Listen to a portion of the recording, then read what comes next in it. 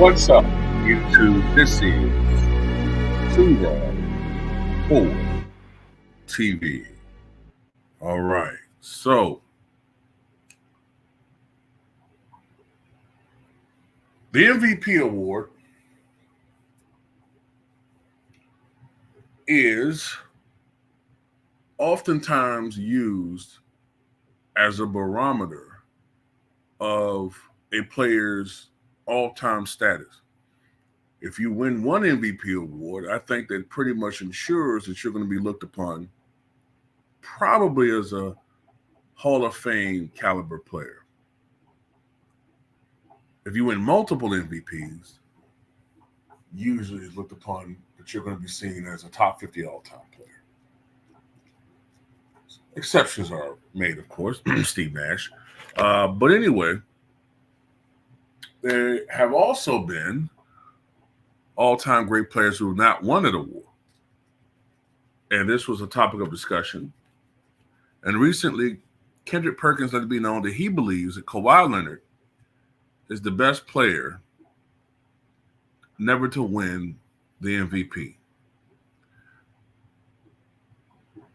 In an interview with NBA Today, he said, quote, on who was the best player not to win MVP.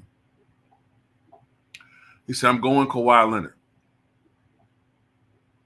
Then he called him Kawhi Leonard Jordan, some of the greatest playoff runs in the history of the game. Then broke up happy homes. He then made one of the greatest players of all time tap out, and I'm talking about LeBron James, especially when Kawhi was in San Antonio.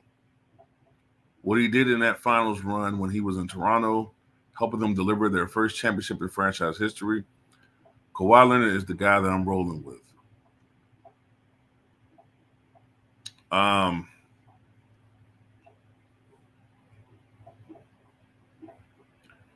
Look, Kawhi Leonard's best years,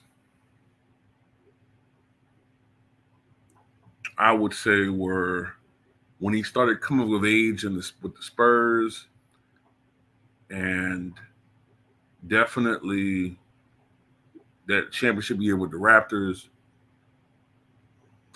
And I mean, look, he's had some great years with the Clippers, although he's starting to show some signs of slippage on the defensive end now. But a lot of that has to do with the injuries, He's still able to play, but, he can't seem to be able to stay healthy for long stretches of time and whatever. He has the accolades,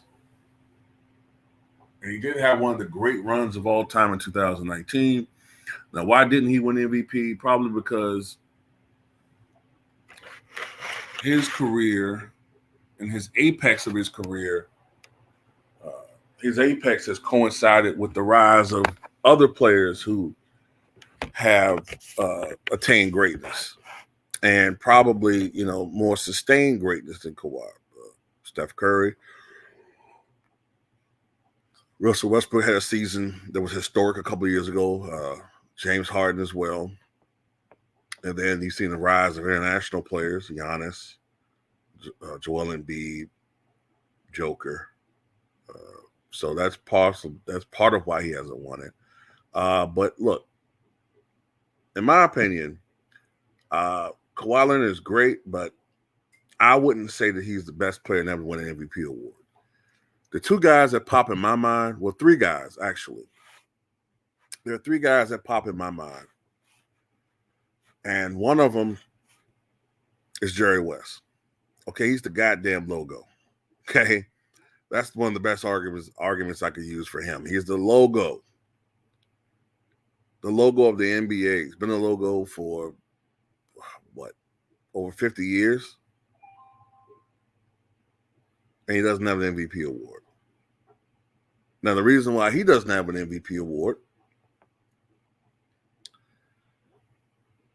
frankly, is because he was competing in the era where he had absolute legends, when that word really meant something.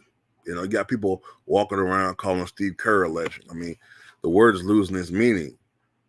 But he was playing when there was real legends looming landscape in the NBA. Wilt Chamberlain, Bill Russell, Oscar Robertson, Kareem Abdul-Jabbar. I mean, just all-time great players.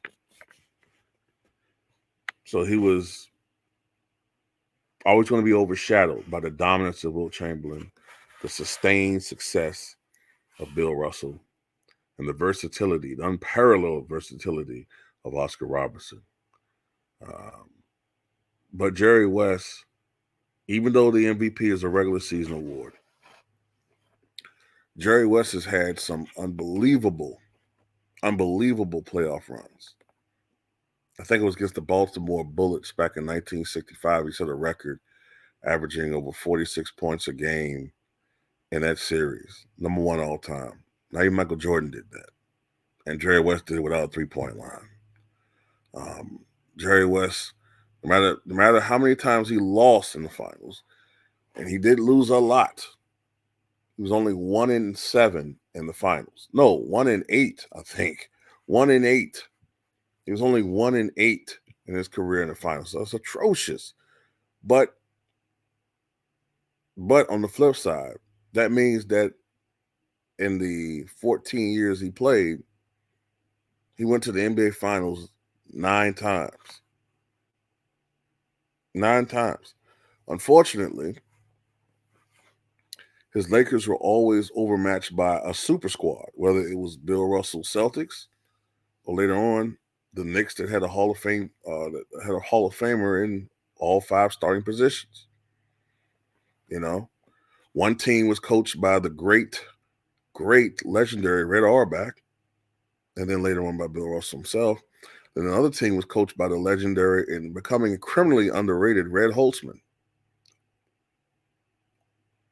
And unlike Kawhi Leonard, Jerry West, despite the injuries, terrible injuries, he made an effort. He made an effort to still go out there and play.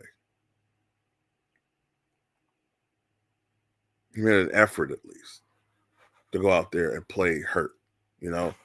I can't see Kawhi Leonard playing with some of the injuries Jerry West was dealing with. All the leg injuries and ankle injuries, the broken noses. I can't see him doing it.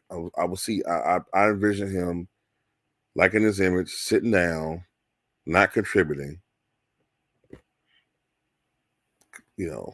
just staring and laughing goofily to a joke inside his head. I don't know, but another guy that comes to mind is Elgin Baylor, his teammate, Elgin Baylor. I mean, this is a guy that is one of the most dominant offensive players in the history of the game. He literally saved the Lakers from bankruptcy and saved them from folding. They still eventually had to move from Minnesota to Los Angeles. Or Minneapolis, I should say, to Los Angeles, but still, he saved the Lakers franchise from folding.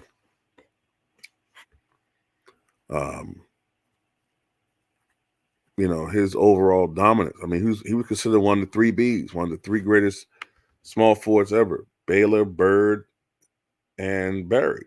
Those are the 3 GOAT forwards. And, he did a lot of heavy lifting for the Lakers. And while he didn't have a lot of individual success as far as championships, but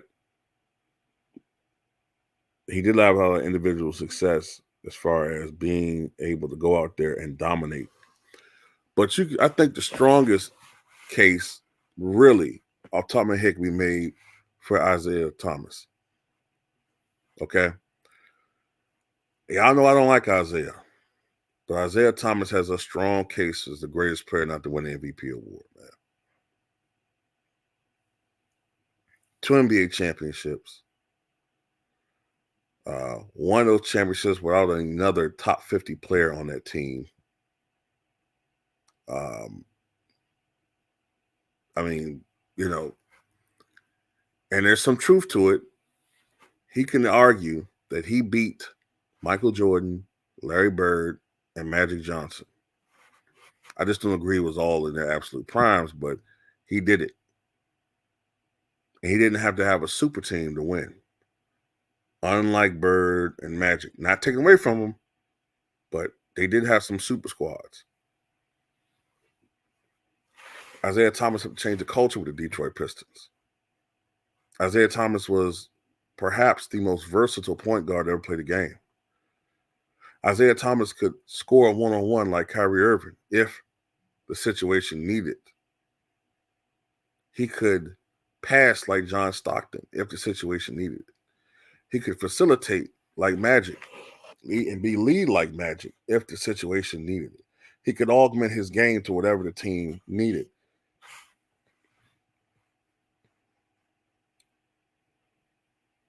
His determination, his heart, his hustle. I mean, he's very underrated. And I can't stand the man, but he deserves to be in that conversation as one of the best players to not win an MVP award. You know? But that's just my take on that. I wouldn't put Kawhi in that conversation, man. Now, these guys got to be penalized for all the soft shit they do. I'm sorry, they do. You know? All this low management, nope. Nope. They keep trying to rewrite history, trying to erase people from the past. Nope, can't do it.